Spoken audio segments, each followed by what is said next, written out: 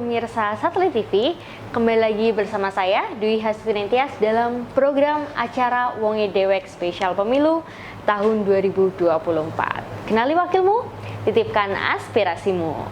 Nah, teman-teman semua, pemirsa di rumah, saat ini saya masih di Fox Studio bersama Bapak Wuryanto. Bapak Wuryanto, bagaimana kabarnya malam hari ini? Alhamdulillah, ketemu lagi ya. Iya, ketemu lagi. Ketemu lagi dalam suasana yang berbeda. Berbeda ya. Iya. Tapi hatinya tetap sama ya. Iya, baik. Senang, gembira ya. Senang, gembira. Happy selalu, Pak. Selalu happy. Iya.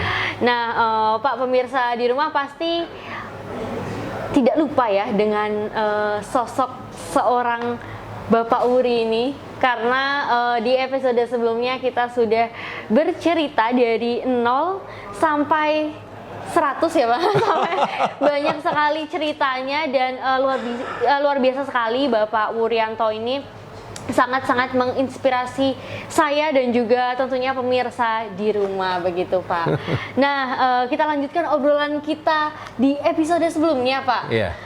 Nah, saat ini kan Bapak Wuryanto ini yang sebelumnya menjadi seorang prajurit, itu sekarang mantap untuk terjun di dunia politik ya Pak ya. Yeah. Tentunya juga tujuannya sama ya Pak ya, untuk masyarakat dan juga apa ya Pak, keadilan, tentunya juga untuk memajukan kesejahteraan begitu ya Pak ya, dengan metode yang berbeda begitu ya Pak ya. Nah, itu bagaimana Bapak Wuri bisa terpikir untuk kemudian terjun di dalam dunia politik, Pak? Jadi seperti yang saya ceritakan episode yang lalu ya.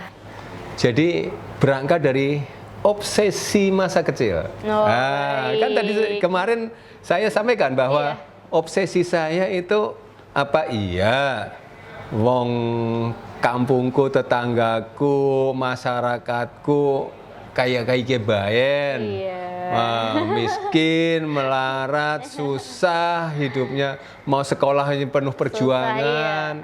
Nah, obsesi itulah mengantarkan saya melanjutkan pengabdian setelah dari prajurit TNI sampai menjadi Panglima. Jadi bekal sudah sangat cukup sebagai bekal untuk melanjutkan pengabdian. Jadi makanya saya terjun ke dunia politik. Sebagai prajurit TNI fokus untuk melaksanakan tugas-tugas kenegaraan dalam mengamankan, menjaga sesuai dengan tugas pokok TNI. Nah, tidak terlalu banyak yang bisa saya perbuat. Nah, kecuali pada saat-saat menjabat di komandan teritorial. Saya pernah jadi komandan Kodim, pernah jadi komandan Korem, pernah jadi Panglima. Nah, di situ saya banyak sekali bisa berbuat untuk masyarakat. Ya. Nah, tetapi tetap masih terbatas. Nah, setelah purna, pengabdian terbuka lebar untuk mengabdikan secara totalitas untuk pengabdian kepada masyarakat melalui jalur partai politik. Karena partai politik, sistem politik Indonesia saat ini memang pemimpin daerah itu harus melalui partai politik. Sehingga saya harus ada di situ. Dengan bekal yang saya peroleh selama pengabdian 35 tahun, saya kira sudah lebih dari cukup untuk saya mengabdikan. Seperti yang saya singgung tadi, bahwa waktu jadi komandan teritorial, Dandim, Danrem, Panglima, itu saya bisa berbuat cukup banyak. Saya kebetulan Dandimnya di Kalimantan, Danremnya di Jakarta. Berbuat banyak kepada masyarakat. Cuma sayang sekali yang saya berbuat itu untuk masyarakat di Kalimantan. Sama saja sih, masyarakat di Kalimantan, masyarakat di Jakarta. Waktu jadi Panglima, hari pertama jadi Panglima, hari itu juga saya rapatkan staf cari program untuk daerah saya, Banyumas dan Cilacap. Wow, luar biasa. Cukup banyak, luar biasa karena ya terobsesi itu tadi.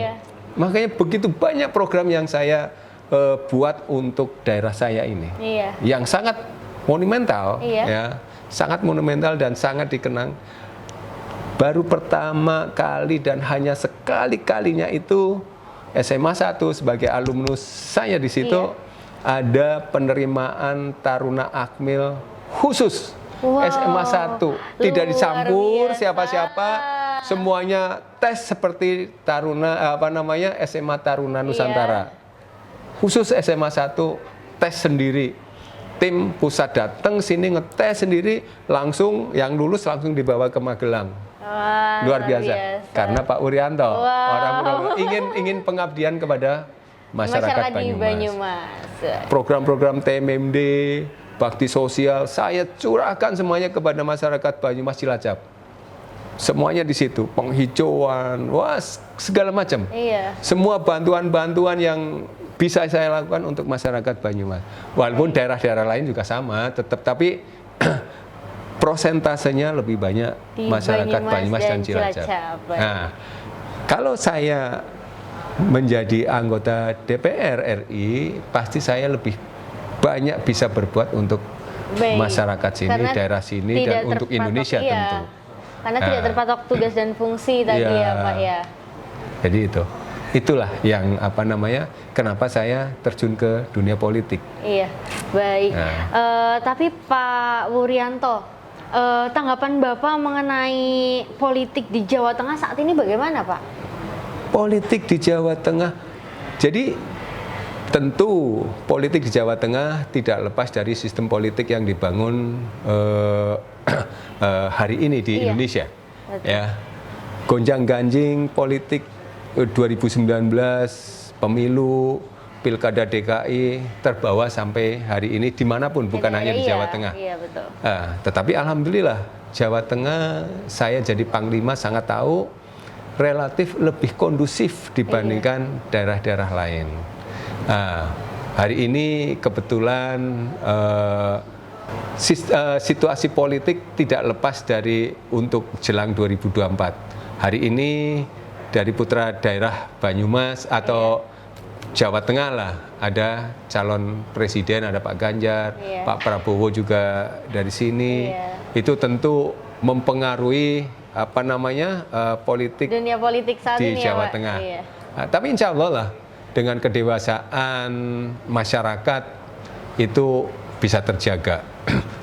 Kuncinya penyelenggara pemilu, KPU dalam hal ini, itu bisa berbuat jujur, adil sebagaimana yang diamanatkan kepada KPU sebagai penyelenggara. Pengawas Bawaslu itu juga harus berperan mengawasi sesuai dengan tugas pokoknya dengan baik. Pengamanan TNI, Polri itu juga mampu melaksanakan tugas pokoknya dengan baik, netralitas dijunjung tinggi, menjaga netralitas masyarakat, ikut menyampaikan, menjaga situasi kondusif di ini. Kemudian peran dari tokoh-tokoh masyarakat untuk mengajak kepada masyarakatnya untuk bisa menjaga semuanya, insya Allah kondusif. Politik di Jawa Tengah aman. Baik Pak Wuri, kita sambung pembicaraan kita setelah iklan yang satu ini.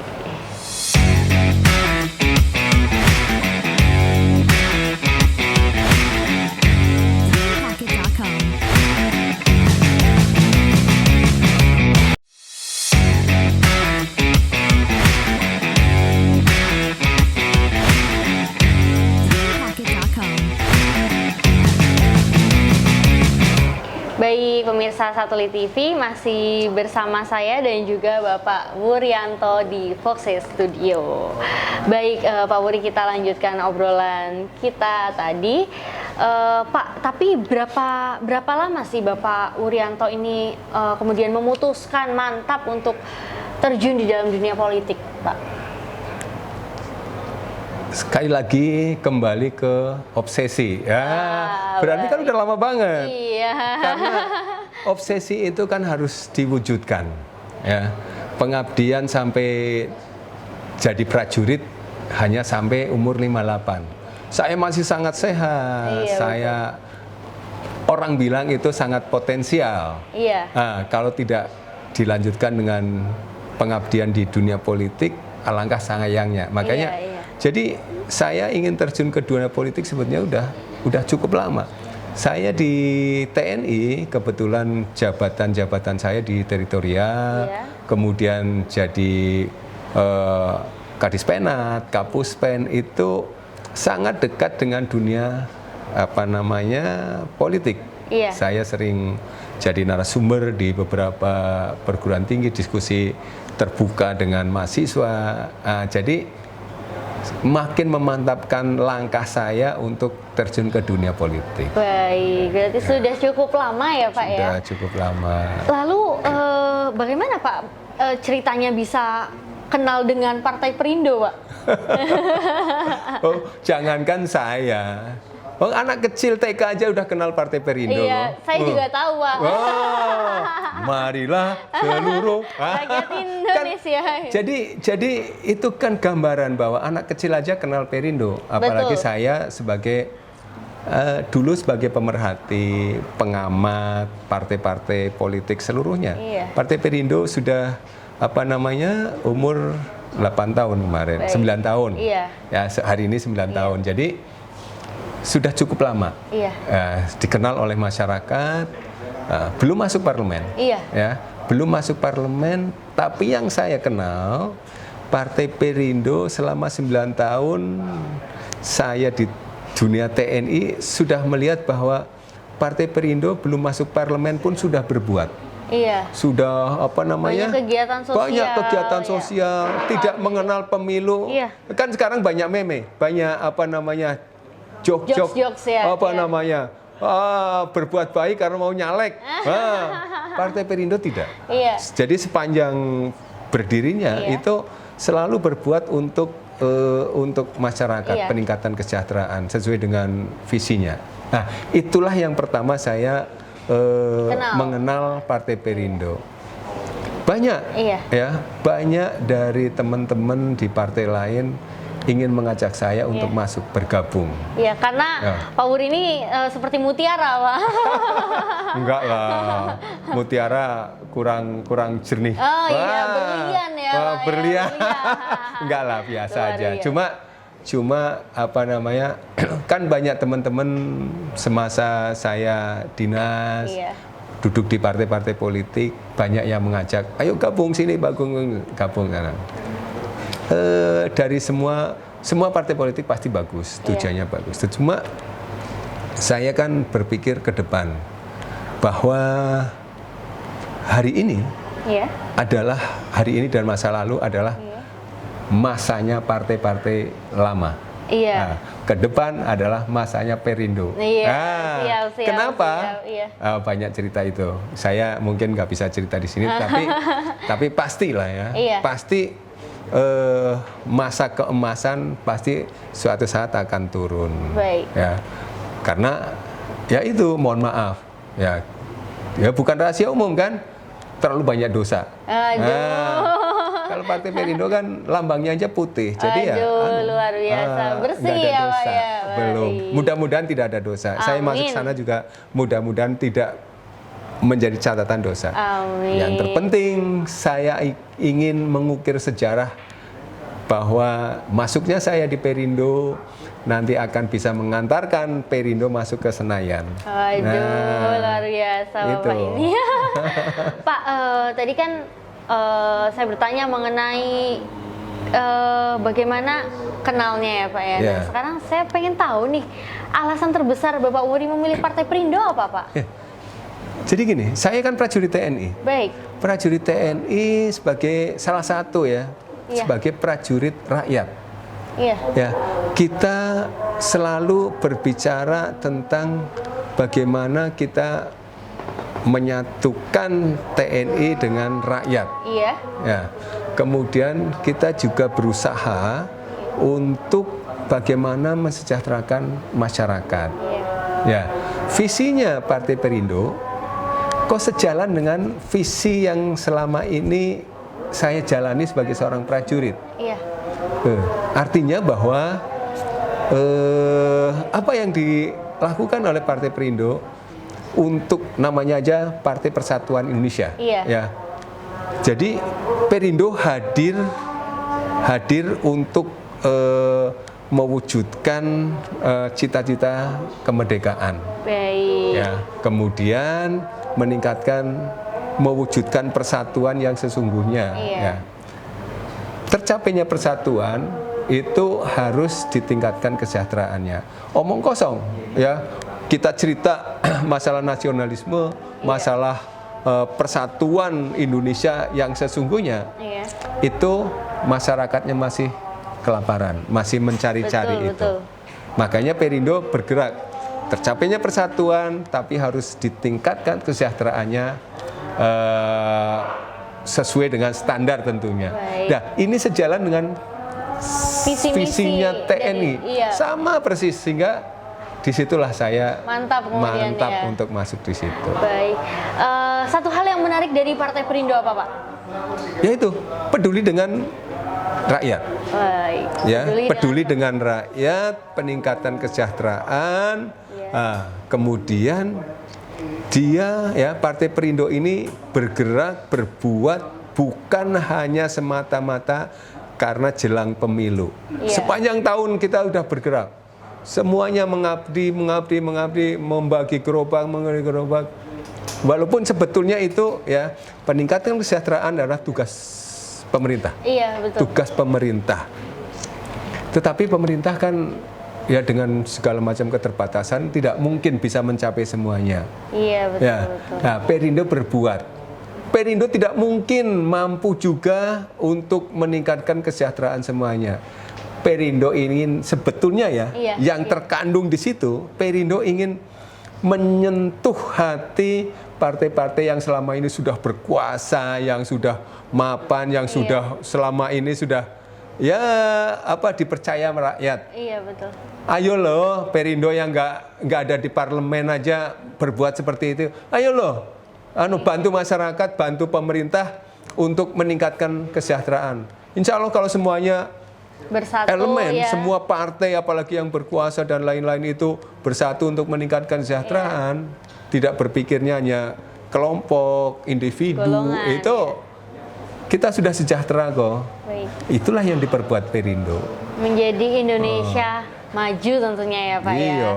Aduh, luar biasa. Ini saya jadi merinding, Pak, mendengar cerita tentang Partai Perindo begitu. Pak Wuri, nanti kita lanjutkan obrolan kita yang sudah semakin panas ini setelah jeda iklan pariwara berikut.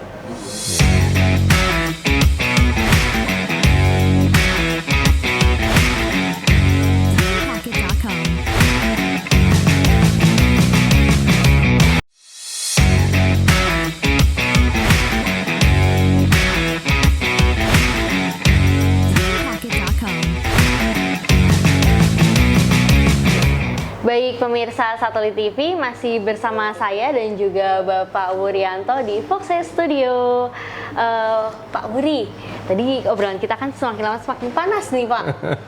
Nah, sesuai dengan data yang saya baca bahwa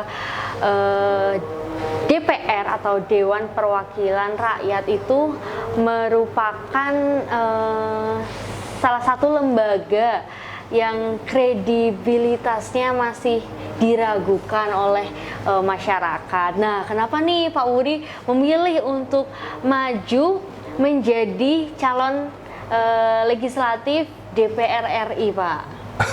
Baik. Umpama nggak ada anggota DPR, Indonesia jalan nggak? Jadi gini ya. Tidak. Lembaga itu begitu penting. Iya. Ya. Lembaga DPR itu begitu penting sama dengan lembaga-lembaga yang lain, lembaga-lembaga negara yang lain. Sistem kenegaraan itu semuanya mempunyai kedudukan yang sama, semuanya penting.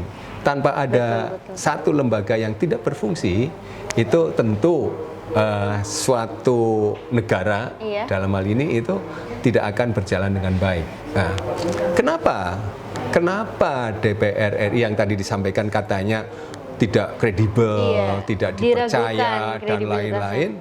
Ya itu kan karena oknum.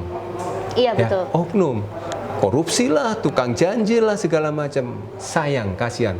Lembaga yang begitu strategis, karena khususnya itu sebagai pembuat undang-undang yang mengatur semua kehidupan di Indonesia ini, kalau yang duduk di situ tidak berpikir untuk negara dan bangsa serta rakyatnya, alangkah sayangnya. Dan inilah yang menjadi sebab kenapa tadi disebutkan tidak kredibel, tidak dipercaya. Ini saya hanya nyuplik tadi. Oh iya, siap. Nah, disitulah ya saya ingin terjun di situ, paling tidak ya berangkat dari diri saya sendiri. Awal kalau masuk insya Allah saya tidak seperti itu. Kalau bisa mempengaruhi teman-temannya, paling tidak satu partai sudah sepakat Perindo itu tidak seperti yang terjadi yang dulu-dulu, paling tidak. Kalau bisa mempengaruhi yang lain, waduh alangkah indahnya, alangkah. Jadi gini, lembaga legislatif pertama yang dibentuk Indonesia saat merdeka menghasilkan undang-undang dasar, perundangan yang begitu luar biasa karena semua anggotanya itu berpikir untuk bangsa dan negara ini. Sehingga semua yang dihasilkan benar-benar sangat monumental. Sampai hari ini itu masih sangat-sangat relevan. Nah, tapi beda dengan produk-produk yang dihasilkan sekarang. Wah, selalu diprotes oleh semua orang. Kenapa? Ya, untuk berkaca kepada diri sendiri, partainya sendiri seperti apa. Insya Allah, saya dan teman-teman pertama ya tentu dari diri saya ingin niat baik untuk merubah itu semuanya. Kedua, dari partai saya sudah sepakat untuk Perindo untuk mempelopori dengan baju putih. Baju putih itu kan bukan hanya warna putih, tapi lambang kesucian, lambang kemurnian dalam pengabdian kepada bangsa ini, itu seperti itu. Suci ya Pak. Mudah-mudahan semuanya juga akan menuju ke sana. Baik. Nah, lalu Pak Wuri ini kan maju di Dapil 8 ya Pak ya. Banyumas dan juga Cilacap. Apa sih Pak yang menarik dari Banyumas dan juga Cilacap? Ya selucu saya wongnya dewek kok mau milih ke daerah lainnya. Saya kan seperti tadi saya sampaikan, saya terobsesi untuk memajukan daerah ini. Ya. Kalau saya ngabdinya bukan mewakili Dapil 8 Banyumas Cilacap, kalau bisa saya mewakili Karsidenan Banyumas, kalau bisa. Ya, Banyumas, Cilacap, Purbalingga, Banjar, Kebumen itu jadi dapil saya, tapi kan nggak bisa, udah terbagi saya hanya Banyumas dan Cilacap. Ya udah saya ngabdikan di situ. Karena memang saya harus bisa berbuat lebih banyak untuk masyarakat sini. Baik Pak, tapi misalkan nih Pak, Bapak Wuryanto itu tidak asli putra Banyumas Pak. Melihat Banyumas dan juga Cilacap itu tuh sisi menariknya di mana Pak? Ya saya nggak bisa diandaikan bukan daerah inilah. Ya jadi semuanya menarik. Ya menarik untuk dibantu. Baik. Ya, menarik untuk dibantu karena memang kita masih terbelakang kok. Banyumas udah kalah dengan Purbalingga, daerah industri, pariwisata, investasi itu begitu banyak masuk ke sana. Brebes hari ini Brebes itu luar biasa. Nah, itu yang perlu kita perbaiki sama-sama. Cilacap insya Allah sih bisa Kita ini jalur tol, mudah-mudahan tol jalur selatan nanti akan bisa membawa dampak yang sangat positif untuk Banyumas dan Cilacap. Jadi ini peluang-peluang yang harus kita bangun bersama masyarakat Banyumas dan Cilacap. Saya kebetulan sudah banyak berbicara dengan teman-teman di sini, Banyumas dan Cilacap, tokoh-tokoh, untuk apa dan bagaimana yang mestinya diperbuat untuk masyarakat ini untuk bisa maju. Jangan sedih terus ceritanya. Masih banyak sekali masyarakat yang koreh-koreh, nyari-nyari. Aduh, sedih. Baik. Pak Wuri, tapi apa sih yang sudah Pak Wuri ini lakukan sampai dengan saat ini untuk Banyumas dan juga Cilacap? Mungkin pemirsa di rumah penasaran apa saja yang telah dibuat oleh Pak Wuri begitu. Diperbuat. Waktu kapan ini? Saya nyalek apa saya Dari apa selama nyalek sebelumnya? boleh, Pak. Jadi Supaya teman-teman di rumah tahu, Pak. jangan sampai jasa Bapak ya Wuri. baik karena nyalek. Kita Iya. mau nyumbang, oh Bapak mau nyalek ya? Enggak lah ya. Iya. Jadi saya nggak berbicara nyalek ya. Baik. Jadi seperti yang tadi di awal saya kan sudah singgung, saya ingin sekali dengan dilatar belakangi, saya tidak pernah lepas dari ngomong obsesi kan dari tadi kan Iya, ya. betul. Dari obsesi yang ingin memajukan masyarakat, memajukan teman-teman saya yang memang daerah saya yang memang waduh sedih banget gitu loh. Iya. Latar belakang saya yang orang miskin yang kayak tadi yang saya ceritakan. Jadi begitu saya ya sebagai putra daerah ya diberi kesempatan untuk bisa berbuat, Iya. jadi Pangdam kan saya Pangdam itu satu-satunya putra Purwokerto, putra Iya. Banyumas pertama kali yang menjadi pimpinan Kodam 4 di Ponorogo itu saya. Setelah luar itu baru ada biasa. satu lagi wakil saya Iya. naik jadi Pangdam juga. Jadi hari pertama saya dilantik, hari itu saya kumpulkan staf. Kebetulan kasdamnya juga kan orang Purwokerto. Waduh. Nah, wakil Purwokerto saya ini kebetulan luar orang biasa. Purwokerto. Namanya Pak Bakti. Akhirnya jadi Pangdam juga. Oh, Nah, gitu. Pak Kasdam Iya. kumpulin staf. Nah, udah kumpul cerita, kemudian saya programkan lah, intinya programkan ya. Cari program untuk Banyumas dan Cilacap. Yang terbaik apa saja. Udah. Nah, hari pertama saya dilantik bulan November. Baik. Ya. Tanggal 15 Desember ada hari ulang tahun Angkatan Darat. Iya. Saya langsung izin kepada Kasat. Bapak Kasat, saya izin ulang tahun Angkatan Darat tingkat Kodam Jawa Tengah saya laksanakan di kampung saya, Purwokerto. Aduh, Nah, luar biasa. besar-besaran. Iya. Semua alutsista yang dipunyai oleh saya Angkatan Darat, saya kerahkan semua di alun-alun. Alun-alun mana, Pak? Purwokerto. Waduh, luar biasa Alun-alun nih. Purwokerto, keliling, alutsista keliling, wow, sambutannya luar biasa. Itu.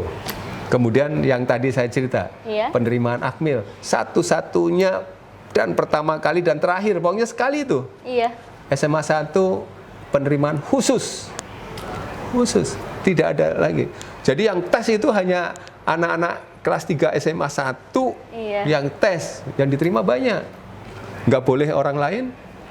Tim dari Jakarta, dari Kodam Jakarta turun ke sini ngetes, selesai langsung dibawa ke Magelang. Oh, luar biasa. Berapa, Nggak Pak, campur. yang terseleksi waktu itu, Pak? Waktu itu kalau nggak salah masuk 5. Oh, luar biasa ya, Pak, ya. Cukup banyak. Program-program bakti TNI, TMMD, semua saya curahkan ke sini.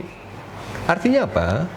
Bahwa saya sebagai putra daerah ingin berbuat untuk ini. Ya. Saya 2 minggu yang lalu ada sarasehan Seruling Mas. Oh, Seruling Mas. iya. Ya, tokoh-tokoh Banyumas semuanya sarasehan di Kumpul, iya. Wali Kota Jakarta Selatan, kebetulan juga orang Banyumas, orang Jatilawang.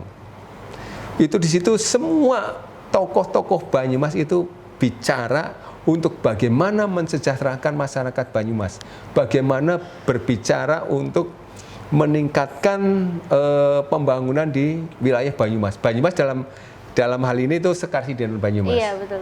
Artinya apa?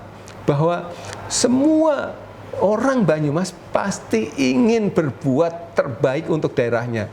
Jadi kalau hari ini masih ada orang Banyumas milih orang di luar Banyumas, itu sebetulnya karena yakin yang akan, ya saya bukan takut disaingi oleh orang-orang Banyumas yang lain-lain. Saya ingin itu orang Banyumas semua yang mewakili sini.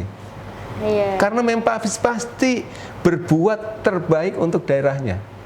Ya kemarin sarasehan, Iya. itu ada program nanti ya, orang Banyumas itu ada Wukirmas ya, 1.000 rupiah, 1.000 untuk mikir Banyumas. Itu iuran orang-orang se-Jabodetabek yang tinggal di sana, Iya. iuran 1000-an. Waduh, luar biasa. Hanya untuk membangun Banyumas. Artinya apa? Itu loh, orang Banyumas itu pikiran untuk majukan ini. Jadi alangkah indahnya kalau yang mewakili kita semuanya orang Banyumas Asli lah. orang Banyumas, iya. Bukan hanya saya, semuanya lah. Pak Husen sangat bagus. Baik. Pak Wastam sekarang bagus lah. Daripada orang lain kan mesti lah. Mesti untuk daerahnya itu lebih daripada ini. Baik, luar biasa sekali Bapak Wuryanto ini.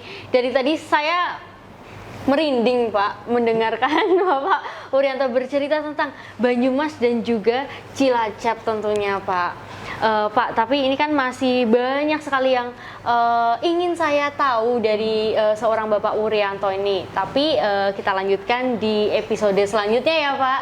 Jadi teman-teman di rumah nantikan episode selanjutnya di Satelit TV. Sampai jumpa.